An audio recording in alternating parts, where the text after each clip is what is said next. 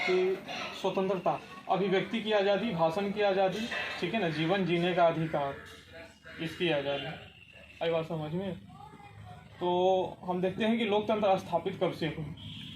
तो पूरे विश्व में 6ठी शताब्दी ईस्वी पूर्व में, 6th सेंचुरी में भारत में लोकतंत्र स्थापित हुई, और उस समय यूरोप में रोमन साम्राज्य में लोकतंत्र स्थापित हुई थी। प्राचीन विश्वों में आज से तकरीबन 6ठी शताब्दी ईस्वी पूर्व में ही लोकतंत्र स्थापित हुई थी, लिच्छवी गणराज्य में, अपने बिहार में। समझ में आया? आज जहाँ वैशाली जिला है, उस वैशाली जिला में क्या था? लिच्छवी गणराज्य था 6ठी शताब्दी में, और वहाँ सबसे पहली लोकतंत्र स्थापित हुई थी।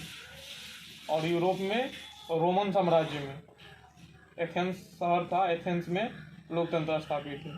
तो लोकतंत्र के विषय में हम समझेंगे कि लोकतंत्र उस समय स्थापित हुई थी, फिर राजतंत्र में बदला क्यों? राजतंत्र शुरू हो गई, उसके बाद लोकतंत्र के बाद क्या हो गया? राजतंत्र शुरू हो गया। तो लोकतंत्र हट क्यों गया? क्या लोकतंत्र सफल नहीं रहा? तो लोकतंत्र सफल तो रहा, लेकिन जो अभिव्यक्ति की आज़ादी रही वो लोगों से छिन गई, राजाओं के पास चली गई वो, ठीक है ना। समकालीन विश्व में जब हम आते हैं, जब हम देखते हैं आधुनिक युग में आने के बाद कि किस प्रकार से लोकतंत्र बढ़ा है, तो यहाँ हम देखते हैं कि लोकतंत्र के संघर्ष की कहानी बहुत ही पुरानी है। विश्व के कई सारे देश लोकतंत्र बनाने के लिए, अपनाने के लिए क्या रहे?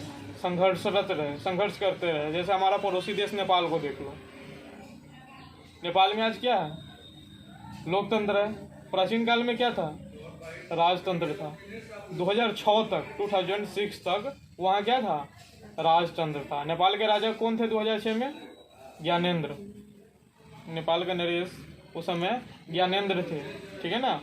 जब नेपाल के लोगों ने संघर्ष करना शुरू किया 2006 में, तो ज्ञानेंद्र को अंततः हार करके सत्ता सौंपनी पड़ी। सत्ता के सर्वोच्च पद पर तो वो बने रहे, जैसे हमारे देश में प्रधानमंत्री और राष्ट्रपति होते हैं, उसी प्रकार से वहाँ सत्ता के सर्वोच्च पद पर वो बने रहे, लेकिन सभी कार्यप्रणाली किसके पास चली गई? नेपाल की जनता के पास। वहाँ चुने हुए प्रतिनिधि अभी नहीं आते थे, वोट सिस्टम नहीं हुई थी, ठीक है ना, वोट नहीं दिया जाता था, मतदान नहीं होते थे, लेकिन एक संसद के जैसे एक समिति बनाई गई थी, और समिति के लोग जनता के हित के लिए क्या करते थे? कार्य करते थे। तो 6 अप्रैल 2006 को 7 राजनीतिक दलों के गठबंधन ने नेपाल की सरकार से, नेपाल के राजा से क्या छीन लिया? सरकार बनाने का अधिकार अपने पास ले लिया, ठीक है। अब यहाँ देखते हैं कि इसका मुख्य कारण था कि उस राजनीतिक दलों को जनता का समर्थन प्राप्त था, ठीक है ना। नेपाल की जनता बेचैन थी, उसमें आक्रोश था कि हमारा पड़ोसी देश क्या हो रहा है? भारत लोकतांत्रिक देश है, वहाँ की जनता कितनी खुशहाल है, हम भी वैसा ही बने, ठीक है। इस वजह से उन्होंने नेपाल के राजा से संघर्ष किया और लोकतंत्र स्थापित करने की मांग की। यही बात जब हम इतिहास के पन्नों को और आगे पलटते हैं तो देखते हैं कहाँ? चिली पहुँचते हैं, ठीक है। चिली एक ऐसा राष्ट्र है, ठीक है, जहाँ स्वतंत्रता के बाद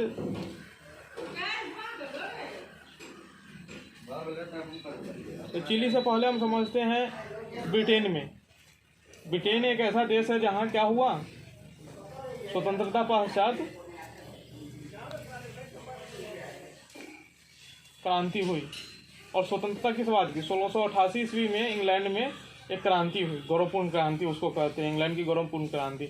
उसके बाद धीरे धीरे नेपाल में राजतंत्र 1688 ईस्वी में, 1688 में, ठीक है ना। नेपाल इंग्लैंड की गौरवपूर्ण क्रांति कहते हैं उसको।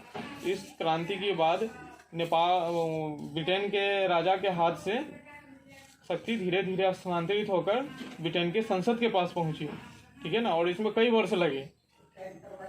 ब्रिटेन में लोकतंत्र बहाल करने के लिए संघर्ष नहीं करना पड़ा, यह धीरे धीरे एक अग्रसर प्रक्रिया हुई, जिसके बाद ब्रिटेन में लोकतंत्र स्थापित हो गई, ठीक है। उसी प्रकार अमेरिका में देखते हैं, अमेरिका में लोकतंत्र स्थापित करने के लिए क्या करना पड़ा? संघर्ष करना पड़ा ना। हम पढ़े थे ना अमेरिका के स्वतंत्रता संग्राम। कब अमेरिका में कब संविधान बना? 1787 में। तो अमेरिका में 1787 में क्या हुआ? संविधान बन गया। 1789 में फ्रांस में क्रांति हुई, वहां भी लोकतंत्र स्थापित हुई। फ्रांस की क्रांति क्या रही? फ्रांस में जो क्रांति हुई वह एक साथ नहीं हुई, वहाँ हर प्रकार के लोकतंत्र को आजमाया गया। ठीक है, लोकतंत्र, गणतंत्र, राजतंत्र, सभी प्रकार के पद्धति को अपनाया गया, लेकिन अंततः वहाँ जो बहाल हुई वह लोकतंत्र ही थी। ठीक है, 1991 में सोवियत रूस का विघटन हुआ। सोवियत रूस के विघटन से पहले क्या था? सोवियत रूस में बहुत सारे देश थे, 15 देश आते हैं, 13 देश आते हैं। इन देशों में, बहुत सारे देशों में लोकतंत्र आर्थिक रूप से थी। ठीक है ना, पूरी तरह से लोकतंत्र बहाल नहीं थी, आर्थिक रूप से सिर्फ लोगों को काम पाने का अधिकार था, वह काम मांग सकता है, न्यूनतम मजदूरी दर प्राप्त कर सकता है सरकार से, लेकिन पूर्णतः लोकतंत्र नहीं थी। फिर भी वो अपने आप को गौरवपूर्ण तरीके से अपना सर ऊंचा करके यह बताते थे कि हमारे देश में लोकतंत्र है, आर्थिक लोकतंत्र तो है। ठीक है ना, 1947 में भारत आज़ाद हुआ। भारत की आज़ादी के बाद क्या हुआ? यहाँ भी लोकतंत्र स्थापित हुई और भारत में लोकतंत्र अनवरत चलती आ रही है और आज 2020 तक यह लोकतंत्र सफल भी रही है। ठीक है, लेकिन कई ऐसे देश रहे हैं जहाँ उनकी आज़ादी के पश्चात लोकतंत्र स्थापित तो की गई, लेकिन तुरंत वो अधिकार छीन लिए गए लोगों से और वहाँ क्या कर दिया गया? फिर से तानाशाही पद्धति अपना दी गई, डिक्टेटरशिप। ठीक है, जैसे दक्षिण अमेरिका का एक देश है चिली। ठीक है ना, जहाँ 11 सितंबर 1973 को लोकतंत्र समाप्त कर दिया गया। 11 सितंबर 1973 को लोकतंत्र समाप्त करके वहाँ डिक्टेटरशिप यानी तानाशाही पद्धति ला दी गई। ठीक है, चिली के तत्कालीन राष्ट्रपति थे अयोदे। चिली के उस समय 11 सितंबर 1973 में राष्ट्रपति थे अयोदे। उनकी हत्या कर दी गई और जनरल अगस्ते पिनोसे ने वो सत्ता हथिया ली और 17 वर्षों तक क्या किया? उसने चिली पर अपना अधिकार जमाए रखा। 17 वर्षों पश्चात जब जनता में धीरे धीरे फिर से जागृति उत्पन्न हुई तो उसने क्या किया? जनता ने फिर से विरोध करना, संघर्ष करना शुरू कर दिया। तो पिनोसे ने समझा कि शायद अब जनता हमारे पक्ष में आ गई है और हमारे अधिकार में मत करेगी और उसने मतदान कराया। लेकिन क्या हुआ? लोकतंत्र के पक्ष में रहे जनता ने पिनोसे को नकार दिया। ठीक है ना, पिनोसे को नकार दिया और 2006 के जनवरी माह में तानाशाही शासन का समाप्ति हो गई और वहाँ फिर से प्रजातांत्रिक सरकार बनी। ठीक है, और इस समाजवादी विचारधारा के प्रवर्तक कौन थी? मिशेल बैसेले, चिली की निर्वाचित राष्ट्रपति हुई, लोगों के द्वारा जीत कर की आई। ठीक है ना, इस प्रकार विश्व के रंगमंच पर हम दो घटनाएं देखते हैं, एक नेपाल में और दूसरा चिली में। नेपाल में क्या हुआ? ज्ञानेंद्र ने क्या किया?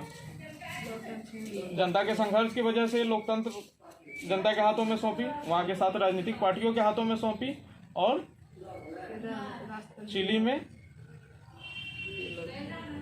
अयोध्या की हत्या करके पिनोसे ने क्या कर दी? तानाशाही की स्थापना कर दी। बाद में 17 साल बाद जनता ने उस पिनोसे को नकार दिया और मिशेल बैसेले को फिर से नवनिर्वाचित राष्ट्रपति नियुक्त किया गया और फिर से लोकतंत्र बहाल की गई। विश्व में कुछ देश ऐसे भी है जहाँ न तो राजतंत्र है, न तानाशाही है, न सैनिक शासन है।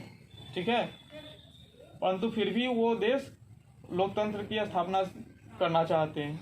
ठीक है ना, जैसे पोलैंड इसका सर्वोच्च उदाहरण है। ठीक है ना, पोलैंड में तानाशाही सरकार नहीं थी, लेकिन तानाशाही चलती थी। वहाँ किसकी? यूनाइटेड वर्कर्स पार्टी की, पोलिश यूनाइटेड वर्कर्स पार्टी की। ठीक है, यानी वहाँ एक मजदूर यूनियन था, वहाँ एक मजदूर यूनियन था जो मजदूरों का अधिकार का हनन करके सत्ता पे काबिज हो चुका था।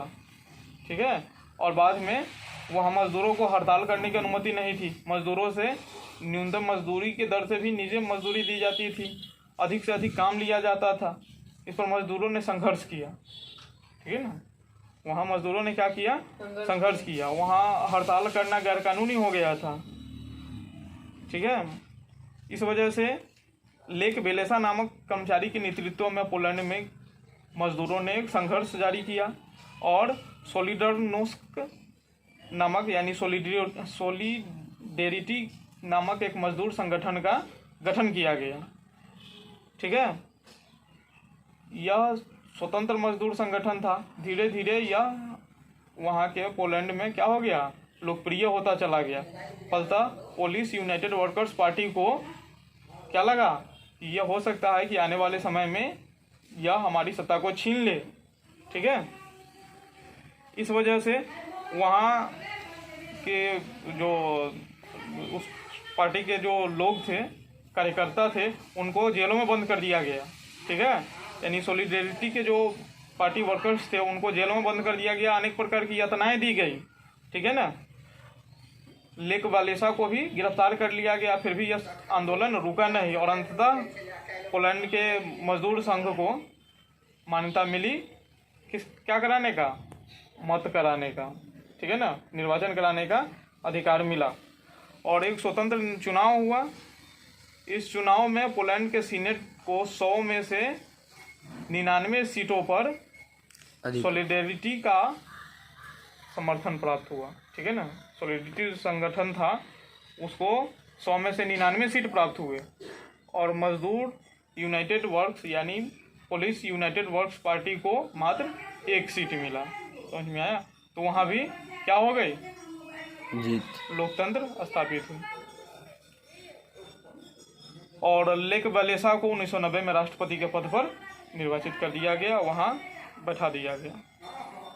ये तीनों घटनाएं हम देख रहे हैं कि कहीं न किसी तरीके से एक दूसरे से जुड़ी हुई है। सभी जगह तानाशाही डिक्टेटरशिप को हटा करके क्या स्थापित की गई, लोकतंत्र स्थापित की गई। 1991 में सोवियत रूस के विघटन के बाद भी वहाँ कई सारे राज्यों में लोकतंत्र स्थापित हुई और कई सारे राज्यों में लोकतंत्र धीरे धीरे बहाल हुई, वह एक प्रक्रिया के रूप में बहाल हुई, ठीक है। आधुनिक लोकतंत्र में जब हम देखते हैं, आधुनिक लोकतंत्र का बदला मानचित्र जब हम देखते हैं तो वहाँ क्या देखते हैं कि 20वीं सदी में लोकतंत्र संक्रमणकालीन शताब्दी रही है। 20वीं सदी में लोकतंत्र एक संक्रमणकालीन शताब्दी रही है। यहाँ धीरे धीरे विश्व के कई सारे देशों में लोकतंत्र अपनाई गई, ठीक है ना। लोकतंत्र की बहाली के लिए लोगों ने जन आंदोलन का सहारा लिया।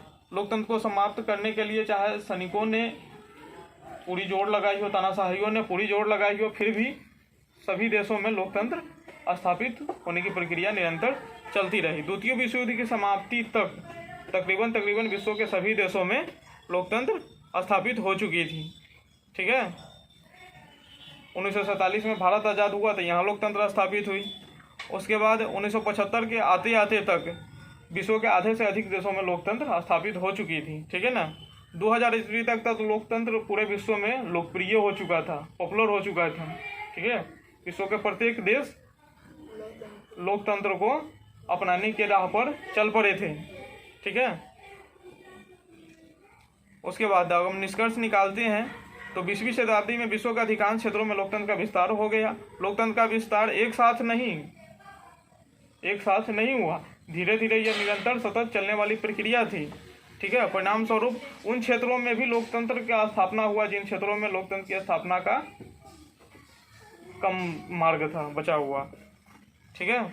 आज विश्व के अधिकांश देश लोकतांत्रिक बन चुके हैं, फिर भी कुछ देश ऐसे हैं जहां गैर लोकतांत्रिक सरकारें विद्वान हैं, ठीक है। नेपाल का हम उदाहरण लेते तो 2006 में ज्ञानेंद्र ने अधिकार तो दे दिया, लेकिन 2008 में फिर से उस पर कब्जा कर लिया, ठीक है ना, छीन लिया अपने हाथों में।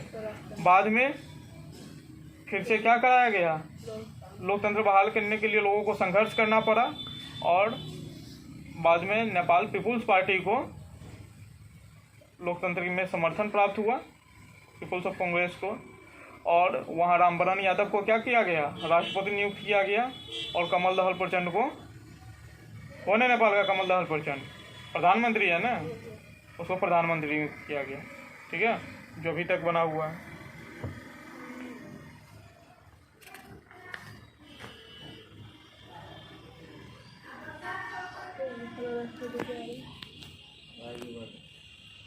पाकिस्तान का भी देखते हैं। पाकिस्तान में क्या हुआ? पाकिस्तान को जब आज़ादी मिली तो वहाँ धीरे धीरे वो लोकतंत्र की तरफ मुड़ा। पाकिस्तान को जब आज़ादी मिली तो वहाँ वह लोकतंत्र की तरफ मुड़ा, लेकिन जनरल परवेज मुशर्रफ के समय में क्या हुआ? लोकतंत्र का विघटन करके वहाँ सैनिक शासन ला दिया गया। ठीक है, और सैनिक शासन ला दिया गया, लेकिन बाद में फिर से जन आंदोलन हुआ। कुछ वर्षों पश्चात परवेज मुशर्रफ को इस जन आंदोलन के सामने झुकना पड़ा और वहाँ भी चुनाव संपन्न कराया गया। पाकिस्तान में भी पाकिस्तान पीपुल्स पार्टी को समर्थन प्राप्त हुआ और यूसुफ रजा गिलानी को वहाँ का क्या बनाया गया? यूसुफ रजा गिलानी को क्या बनाया गया? वहाँ का प्रधानमंत्री,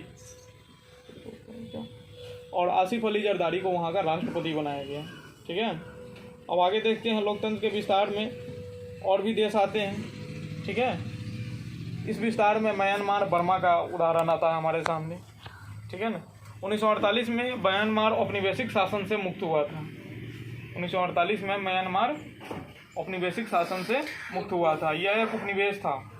ठीक है ना, इस शासन से मुक्त हुआ, लेकिन 14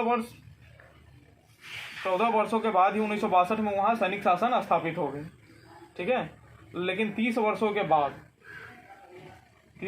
बाद 1990 में वहाँ निर्वाचन हुआ और आंग सान सू ची को, ठीक है, वहाँ उसकी पार्टी को, ठीक है, नेशनल लीग फॉर डेमोक्रेसी नामक पार्टी थी, उसको पूर्ण बहुमत प्राप्त हुआ और उन्हें वहाँ का लोकतांत्रिक प्रधानमंत्री नियुक्त किया गया। ठीक है, लेकिन दुर्भाग्यवश बात यह थी कि वहाँ क्या हुआ? सैनिक शासन ने इसे स्वीकार नहीं किया। सैनिकों के शासन है, यानी डिक्टेटरशिप ने, तानाशाहियों ने उसको स्वीकार नहीं किया और पद छोड़ने पर मजबूर कर दिया। ठीक है, और सैनिक तानाशाही जो थे, तानाशाह थे, वो अपना पद छोड़ने के लिए तैयार नहीं थे। ठीक है, सू ची को उनके समर्थन नेताओं के साथ जेल में डाल दिया गया। ठीक है ना, लेकिन फिर धीरे धीरे वहाँ के जनता में संघर्ष होता रहा और 13 नवंबर 2010 को सू ची की नज़रबंदी को समाप्त कर दिया गया। उन्हें नज़रबंद करके जेल में डाल दिया गया था। ठीक है, और लोकतंत्र के संघर्ष को अंतर्राष्ट्रीय मान्यता दे दी गई। ठीक है, और अंतर्राष्ट्रीय रूप से सू ची को नोबेल पुरस्कार से भी सम्मानित किया गया, क्योंकि उन्होंने म्यांमार में लोकतंत्र स्थापित करने के लिए क्या किया था? कठिन संघर्ष किया था। इसके लिए उन्हें जेल में रखा गया, विभिन्न प्रकार की यातनाएं दी गई। ठीक है, वैश्विक लोकतंत्र की कल्पना पूरे विश्व में, जब हम देशों में देखते हैं कि लोकतंत्र स्थापित हो रही है, तो हमें अब आशा जगी है कि पूरा विश्व एक साथ लोकतंत्र के पटल पे आ जाए, पूरा विश्व एक साथ लोकतांत्रिक हो जाए। और इसके लिए कई सारी संस्थाएं काम कर रही है। यूएन जैसी संस्थाएं, यूनाइटेड नेशनल ऑर्गेनाइजेशन, यूएन जैसी संस्थाएं काम कर रही है। ठीक है, वर्तमान में उसके 193 राज्य देश उसके सदस्य देश हैं। ठीक है, जो क्या कर रहे हैं? लोकतंत्र स्थापित किए हुए हैं। लेकिन वहाँ अगर हम देखते हैं तो वहाँ पूर्ण रूप से हमको लोकतंत्र दिखाई नहीं देता। क्यों? वहाँ 5 ऐसे देश हैं जिनको वीटो का अधिकार यानी निषेधाधिकार प्राप्त है। कौन कौन है? अमेरिका, फ्रांस, रूस, ब्रिटेन और चीन। इनको वीटो का अधिकार प्राप्त है। ठीक है, ये महासभा के अस्थायी अध्यक्ष हैं। इसके 10 अस्थायी अध्यक्ष भी बनते हैं, जो प्रत्येक 2 वर्षों पे निर्वाचित होते हैं। ठीक है, लेकिन इन अस्थायी अध्यक्षों में क्या है? सभी को एक एक मत देने का अधिकार प्राप्त है, और कोई भी देश अपना मत विरोध में देता है तो वो कार्य नहीं संपन्न होगा। ठीक है, अब आगे देखते हैं कि महासभा के अतिरिक्त संयुक्त राष्ट्र का दूसरा अंग क्या है? सुरक्षा परिषद भी है। दूसरा अंग क्या है? सुरक्षा परिषद। यहाँ 15 सदस्य हैं, 10 अस्थाई, 5 अस्थाई और 10 अस्थाई सदस्य। यहाँ भी सुरक्षा परिषद में वही काम होते हैं। अगर निषेधाधिकार 5 अस्थाई सदस्यों में किसी ने एक ने पारित कर दिया तो क्या हो जाएगा? वो कार्य नहीं होगा। ठीक है, इसके अतिरिक्त वहाँ अंतर्राष्ट्रीय मुद्रा कोष जैसी संस्थाएं हैं, विश्व बैंक जैसी संस्थाएं हैं। ठीक है ना, अंतर्राष्ट्रीय मुद्रा कोष में वर्तमान में 188 सदस्य राष्ट्र सम्मिलित हैं, लेकिन यहाँ लोकतंत्र का पालन नहीं होता है। ठीक है, इस अंतर्राष्ट्रीय मुद्रा कोष में यानी विश्व बैंक में जो सदस्य जितने पैसे जमा करते हैं उसी के अनुपात में उसके मत का वजन होता है। समझ में आया? यानी 188 देश तो हैं इसमें 188, लेकिन इन देशों में से जो सबसे ज़्यादा पैसा जमा करेगा उसका मत का वजन सबसे ज़्यादा रहेगा। इसका मतलब अगर अमेरिका पैसा ज़्यादा जमा करता है तो उसका मत का वजन ज़्यादा होगा, वो जो कहेगा वही होगा। और वर्तमान में ऐसी स्थिति वहाँ विद्यमान है। ठीक है, अमेरिका जैसा चाहता है वैसे वो घुमाता है अंतर्राष्ट्रीय मुद्रा कोष को या फिर यूएनओ को। ठीक है, वो जिस देश को पैसे देने के लिए कहता है उस देश को पैसे दिए जाते हैं, और जिस देश को पैसे देने के लिए नहीं कहता उस देश को पैसे नहीं दिए जाते हैं। ठीक है, क्योंकि वर्तमान में अमेरिकी डॉलर सबसे ज़्यादा है और वही सबसे ज़्यादा पे करता है आईएमएफ को, इंटरनेशनल मनी फंड को। ठीक है, 1990 तक के दशक तक, जब तक सोवियत संघ यानी सोवियत रसिया और अमेरिका के बीच में तानातानी चलती रही, यूएनओ में शांति बनी रही, क्योंकि दोनों एक दूसरे के विरुद्ध यूएनओ में अपना पक्ष मजबूत करने के लिए कार्य करते रहे। लेकिन जब सोवियत यूनियन का विघटन हुआ, सोवियत रूस का विघटन हुआ, तो पूरी एक तरफा शक्ति अमेरिका के पास चली गई और आज अमेरिका पूरे विश्व में एकमात्र ऐसा शक्तिशाली राष्ट्र है जिसकी करेंसी भी मजबूत है और जो सभी देशों से मजबूत सैनिक भी रखता है। ठीक है, इस वजह से वो यूएनओ को जिधर चाहता है उधर ही घुमाता है। ठीक है, तो हम यहाँ कह सकते हैं कि अंतर्राष्ट्रीय पटल पर लोकतंत्र क्या है, पूरी तरीके से बहाल नहीं है। अंतर्राष्ट्रीय पटल पर लोकतंत्र पूरी तरह से बहाल नहीं है। वहाँ पक्षपात होते हैं। जहाँ हम एक देश में पूर्णतः लोकतंत्र बहाल करने की प्रक्रिया को अपनाते हैं, वहीं अंतर्राष्ट्रीय विश्व पटल पर पूर्णतः लोकतंत्र को नकार दिया जाता है। ठीक है, और वहाँ शक्ति को चुना जाता है। जो सबसे ज़्यादा शक्तिशाली होता है, जो सबसे ज़्यादा पैसे खर्च करता है, वह लोकतंत्र में अपना स्थान ऊंचा रखता है, वह विश्व लोकतंत्र में अपना स्थान ऊंचा रखता है। ठीक है, तो यहाँ हमने देखा कि लोकतंत्र विभिन्न प्रकार से विभिन्न चरणों में कई सारे देशों में रहा। ठीक है, थोड़ी बातें यहाँ समझ लेते हैं कि विश्व के विभिन्न देशों में जैसे जैसे लोकतंत्र स्थापित हुई वैसे वैसे क्या होता गया, अधिकार मिलते गए लोगों को। ठीक है, लोगों को अधिकार देता गया।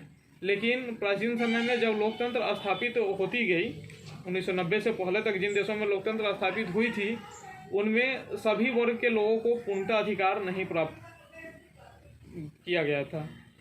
ठीक है, कुछ लोगों को कुछ देशों में व्यस्क मताधिकार तो था, लेकिन उन्हीं लोगों को मत देने का अधिकार था जिनके पास संपत्ति थी। ठीक है, कुछ देशों में महिलाओं को मत देने का अधिकार नहीं था। दक्षिण अमेरिका जैसे देशों में लोकतंत्र स्थापित तो हुई, लेकिन वहाँ निग्रो जाति यानी काले घोड़े का भेद था। गोरों को मत देने का अधिकार था, कालों को मत देने का अधिकार नहीं था। ठीक है, उसके बाद अन्य कई सारे देशों में कहीं महिलाओं को मत देने का अधिकार नहीं था। लेकिन धीरे धीरे जब हम लोकतंत्र को मजबूती की ओर बढ़ाते हैं तो देखते हैं कि आज के दौर में सभी जाति को, सभी वर्गों को मत देने का अधिकार प्राप्त हो चुका है और धीरे धीरे लोकतंत्र मजबूत होता जा रहा है। ठीक है।